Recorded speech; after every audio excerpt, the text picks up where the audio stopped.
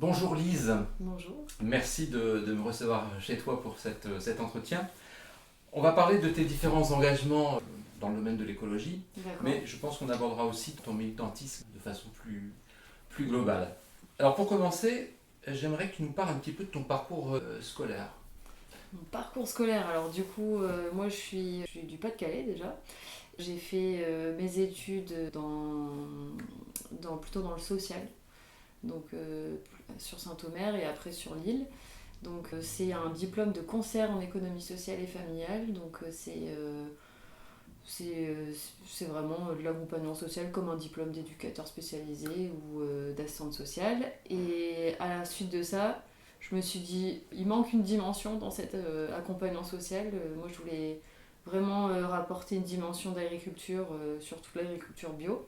Et j'ai passé un diplôme en maraîchage bio dans le sud-ouest. Et du coup, j'étais en alternance dans un jardin de cocagne. Donc, j'étais vraiment déjà les deux pieds dedans. Dans le social et en même temps le maraîchage bio par l'insertion. D'accord. Voilà. Tes parents étaient-ils déjà eux-mêmes sensibles à l'écologie? Est-ce qu'il y avait une sensibilité à l'importance de l'alimentation, des choses comme ça? Alors Pas mes trop. grands-parents étaient agriculteurs, donc moi j'ai c'était des éleveurs et en polyculture élevage, donc ils faisaient, c'était leur époque, hein, donc du coup il y avait quand même des traitements, etc. Mais du coup moi j'ai eu ce rapport à la nature, à la terre dès le plus jeune âge. D'accord. Et du coup au bien manger parce que du coup on cultivait notre jardin et voilà, donc ça vient de là. Tu penses que effectivement ça t'a un petit peu imprégné Ah oui, complètement. dans ton souhait finalement de t'orienter vers le maraîchage parce que... Ouais. Et la préservation du vivant, ça c'est hyper important. Enfin, si on détruit nos écosystèmes, bah déjà avec la campagne, ils ont vachement, avec le remembrement, coupé tous les haies, etc. Enfin, là, on court droit à la catastrophe écologique, donc il faut agir et changer de système. Et après, c'est sûr que c'est pas facile pour tous les agriculteurs, mais en tout cas, c'est vachement important de se questionner sur ça. Donc tu avais déjà des contacts avec les jardins de Cocagne. Alors justement, tu as trouvé ce poste assez rapidement? Alors, ma recherche d'apprentissage, j'ai appelé toutes les associations d'insertion par le maraîchage. Je suis allée au culot en disant, bon, bah, j'ai envie de visiter votre jardin, et j'ai trouvé mon apprentissage comme ça, en fait, D'accord. par le contact direct. Alors, est-ce que tu peux justement un petit peu nous parler de ce que c'est que les jardins de Cocagne, puisque ma vidéo va être vue par des millions de personnes, hein, Oula. donc c'est ça. Bon, Alors, le système jardin de cocagne, donc du coup, il y a 110 jardins en France, c'est à peu près le même système partout. Donc, on fait de l'agriculture biologique, ça c'est vraiment le critère principal. Et donc, c'est souvent du maraîchage. Après, il peut y avoir des jardins de cocagne qui ont d'autres activités. Mais du coup, on fait du maraîchage bio avec une équipe en insertion. Donc, c'est un contrat de 24 mois. Donc, le contrat en insertion. Et donc, on accompagne les personnes vers l'emploi. Nous, on appelle ça des salariés en transition. Voilà, transition professionnelle. Et pas que, parce qu'en fait, il y a toute une dimension aussi où il y a de l'accompagnement vers le bien manger. On a un camion cuisine où on cuisine tous ensemble dans la rue. Et l'idée, c'est vraiment d'amener des techniques de cuisine pas chères, essayer essayer de récupérer les restes, de manger aussi des légumineuses qui sont vraiment un atout hyper précieux en agriculture parce qu'en fait, on capte l'azote de l'air pour la restituer dans le sol. Et ça, si on arrive à développer cette alimentation-là, on va vraiment éviter l'engrais de synthèse en fait. Donc toi, tu travailles dans un jardin de cocagne. Alors, Oui. C'est pas la peine de dire où tu travailles précisément, mais il y a différents jardins de cocagne. Hein. Bon, c'est ça. un même groupe. Et il y en a plusieurs en France, même, je pense. 110, ouais. Il y en a 110 en France, Ouais, mais ils ne fonctionnent pas tous de la même façon. Moi, celui que je connais, par exemple, il n'y a pas ces camions qui se baladent pour faire la cuisine et tout ça. Non. Le socle principal, c'est vraiment maraîchage bio et du coup un système de panier. Ça, tous les jardins l'ont. Donc du coup, on adhère à un panier. C'est vraiment les jardins de cocagne qui ont créé le système panier des AMAP qui ont été repris après. Mais initialement, c'est le réseau Cocagne qui a lancé ça. Donc adhésion panier et un panier chaque semaine avec une petite recette Oui, qui permet aux gens de consommer des légumes bio, frais, de saison et bon pour l'emploi parce que du coup on fait de l'emploi local et on fait de l'insertion par l'activité économique. Et il y a aussi le système panier solidaire qui a été développé un petit peu après. Donc nous, nos bénéficiaires, ils payent 2 € un panier. Et du coup, c'est le même panier que le panier des adhérents. Mais ils payent que 2 €. Il y a une subvention qui vient du réseau Cocagne avec tous les partenaires qu'ils ont trouvés et des acteurs locaux. Donc nous, on a la communauté urbaine de Dunkerque, on a plusieurs acteurs. Et donc ça, c'est super. Enfin, là, on est vraiment dans l'accessibilité alimentaire. Donc vous êtes un peu soutenu financièrement par ACUD. Ouais, pour les paniers. Après, s'il peut y avoir d'autres cofinancements, on a aussi déjà eu la mutualité sociale agricole parce que nous, on est salariés agricoles. Ouais.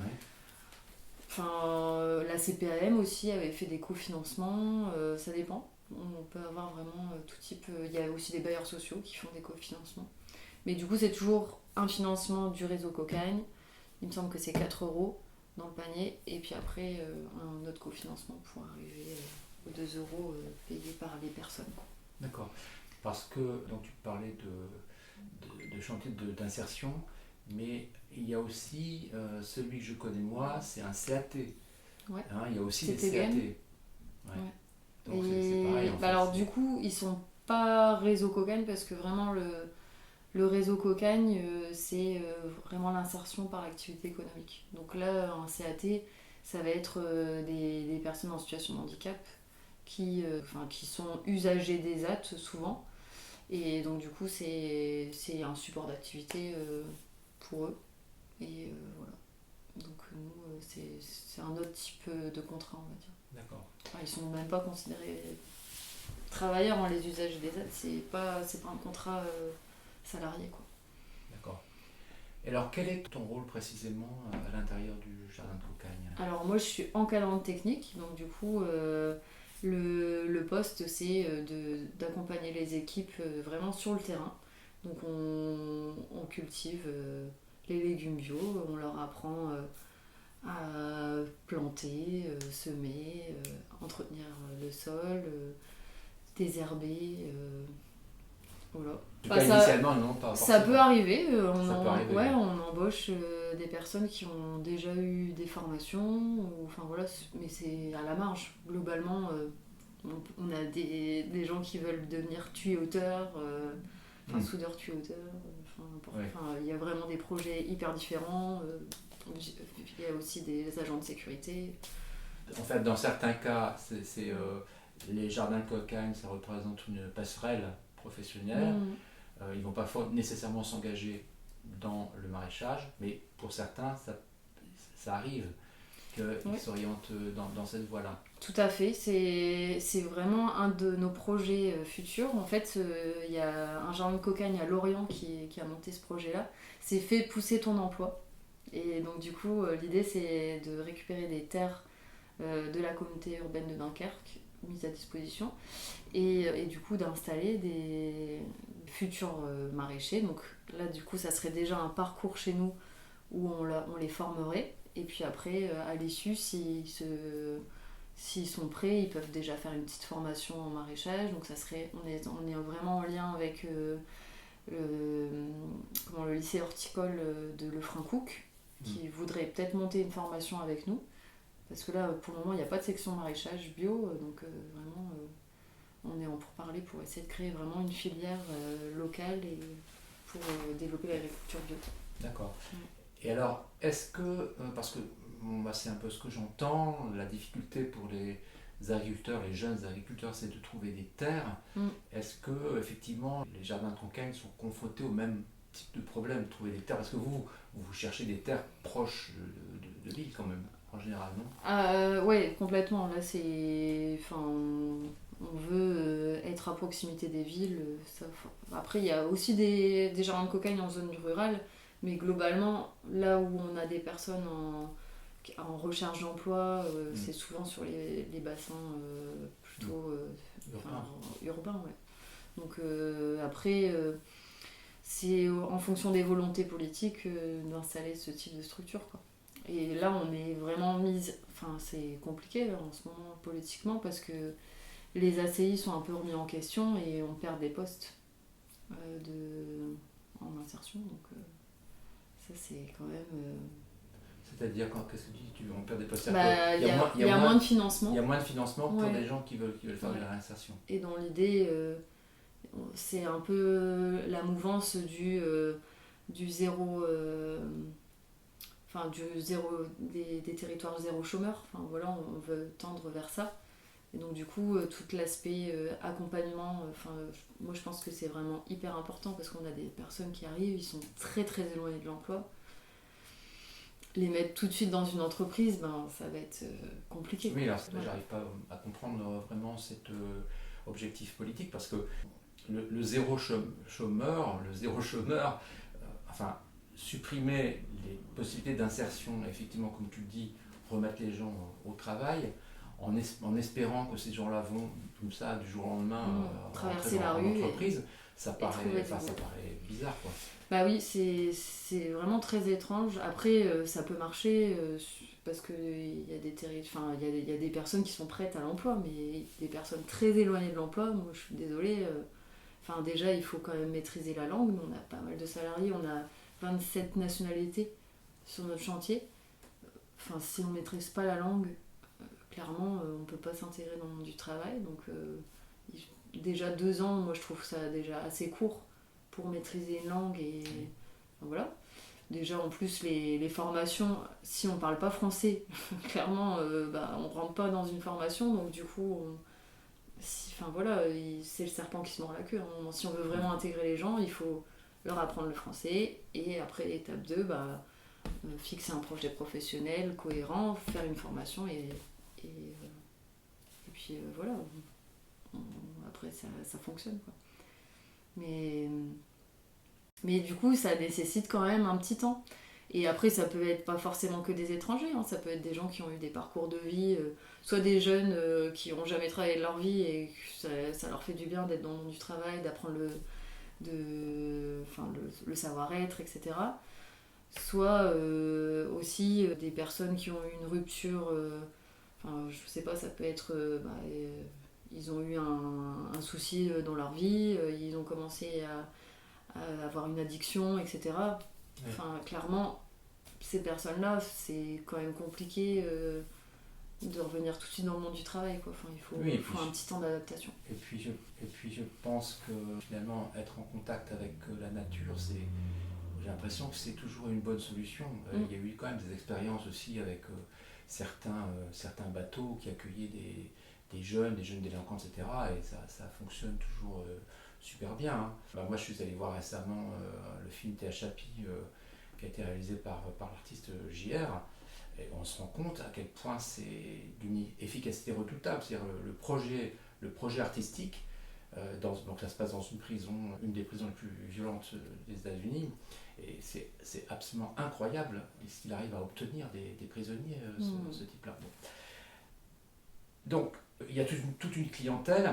Est-ce que tu es capable de me dire c'est quoi le milieu social en fait des clients qui viennent? Est-ce que c'est quand même une clientèle plutôt un peu bourgeoise ou alors finalement c'est très très très varié? Qui vient prendre un panier, c'est ça? Ouais, qui viennent prendre des paniers ou qui... Après, alors parce qu'il y a deux choses. Il y a c'est vrai, j'ai pas tout expliqué notre activité, mais on a aussi un camion de vente ambulante. Donc en fait l'idée c'était de faire une sorte d'épicerie de producteurs.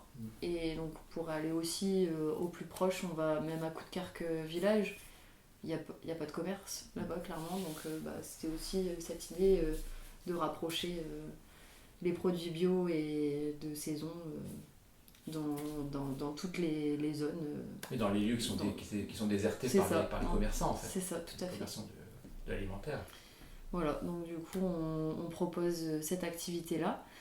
Et donc, après, ça dépend des quartiers, du coup, parce qu'on se retrouve dans des quartiers, et parfois, on va aussi un peu plus proche, hein, on va à Malo. Là, on est clairement dans un quartier bourgeois, et donc, du coup, on a un public bourgeois. Mais pas que, parce que, du coup, surtout avec les paniers solidaires, on s'adresse directement à des personnes en précarité. Ouais. Après, c'est sûr que la bio, c'est quand même un budget donc on peut pas... même si on fait des ateliers cuisine et on essaye de former les gens à essayer de manger de saison et en fait prendre un panier, finalement, il faut se dire que c'est quand même moins cher parce que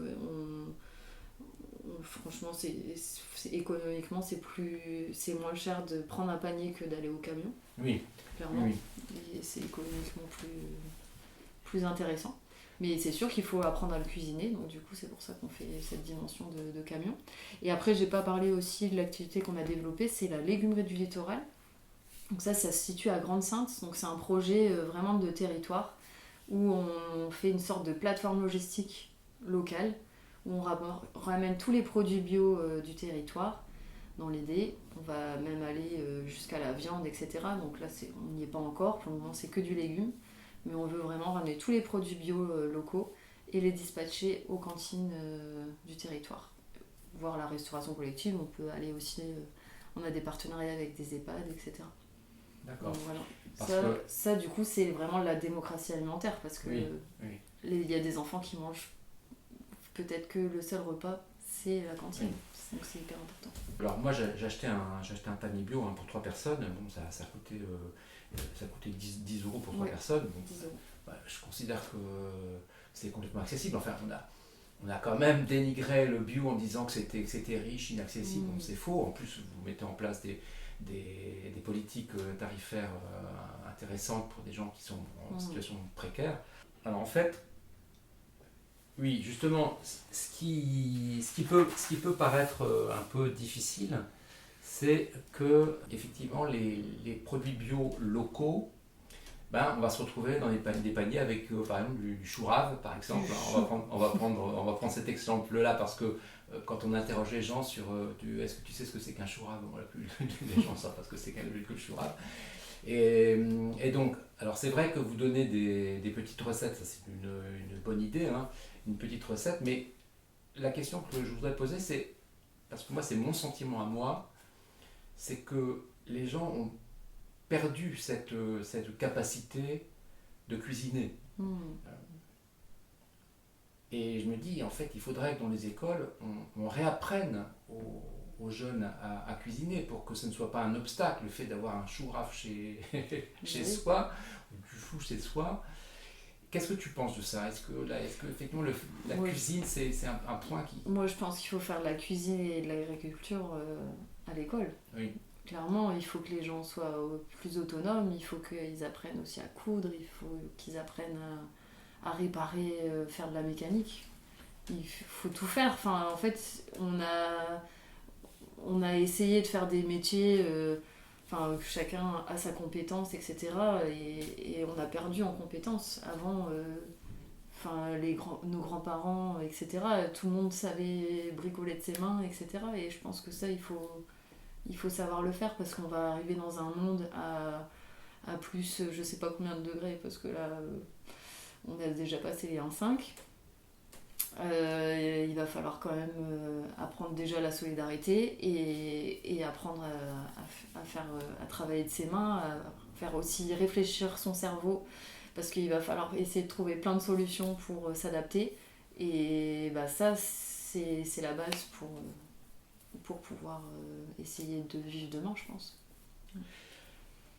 Alors, Le marché mondial des semences est dominé, ce qui est une sacrée aberration d'ailleurs, par quatre géants de la chimie, hein. Limagrin, tu vas me dire si j'en oublie, il y a Limagrin, il y a Bayer Monsanto, enfin Monsanto qui a été racheté par Bayer, ChemChina et Corteva. Moi, c'est les groupes que j'ai repérés. Et en fait, ce que je voudrais rappeler aux gens, c'est qui est Monsanto. Même si Monsanto a été racheté par Bayer, et Bayer n'est pas plus vertueuse que Monsanto, hein. Mais bon, Monsanto, c'est quand même une entreprise qui a toujours travaillé dans la chimie. C'est elle qui a mis au point l'agent orange qui a été répandu dans les forêts vietnamiennes. Alors l'agent orange, les gens ont entendu parler parfois de l'agent orange, mais ils ne savent pas ce que c'est en fait. Et l'agent orange, c'est un défoliant. Parce que le truc, c'est qu'ils supportaient plus, les Américains ne supportaient plus de pas voir en fait ce qu'il y avait dans les forêts. Donc ils voulaient faire tomber toutes les feuilles. Enfin, c'est un truc quand même assez, c'est monstrueux, Donc Monsanto est quand même à l'origine d'un produit comme celui-là. Il est à l'origine du Roundup. Bon, ça a été comment dire, des luttes pendant des années et des années pour interdire le Roundup en France. D'ailleurs, je pense qu'il est interdit à la vente pour les particuliers, mais je me demande s'il n'est pas encore autorisé chez les agriculteurs. Il y a du glyphosate un peu partout. Hein. Bon, parce qu'effectivement, c'est le glyphosate. De toute façon, à chaque fois, glyphosate un peu partout. Hein. Bon, parce qu'effectivement, c'est le glyphosate. De toute façon, à chaque fois qu'il y a, quelque chose, une molécule qui est interdite, on va en refaire une. Et c'est tellement long d'essayer de prouver que c'est toxique et cancérigène, etc. Que en fait on a perdu la bataille de ça, quoi, malheureusement. Ouais, c'est ça. Donc Monsanto a été racheté par Bayer. Alors je voudrais proposer d'ailleurs aux gens qui vont nous écouter, je voudrais quand même proposer, vous parler de Marie-Monique Robin, parce que Marie-Monique Robin, c'est quand même une journaliste qui travaille beaucoup sur le thème de l'écologie. Et elle a écrit un livre qui s'appelle Le Monde sur Monsanto, qui parle en long, en large et en travers de cette entreprise. C'est très intéressant de lire ce livre pour comprendre un petit peu dans le monde dans lequel on vit, hein, et les catastrophes qui nous attendent. Et puis, donc, Monsanto est à l'origine forcément aussi des OGM, hein, ils ont travaillé sur les OGM, et je voudrais mettre en garde les gens qui nous écoutent, parce que, comme d'ailleurs l'a fait le RN, hein, le RN c'était le FN, et c'est passé RN par une subtilité sémantique, en fait c'est la même chose avec les OGM, parce que les entreprises maintenant ont changé de terme, maintenant ça s'appelle les NTG, les NTG pour Next Genomic Techniques. Alors c'est la même chose. C'est exactement la même chose. Voilà, donc il faut que les gens en fait soient en mesure quand même de s'informer et de se documenter, parce que sinon on se fait complètement tous manipuler.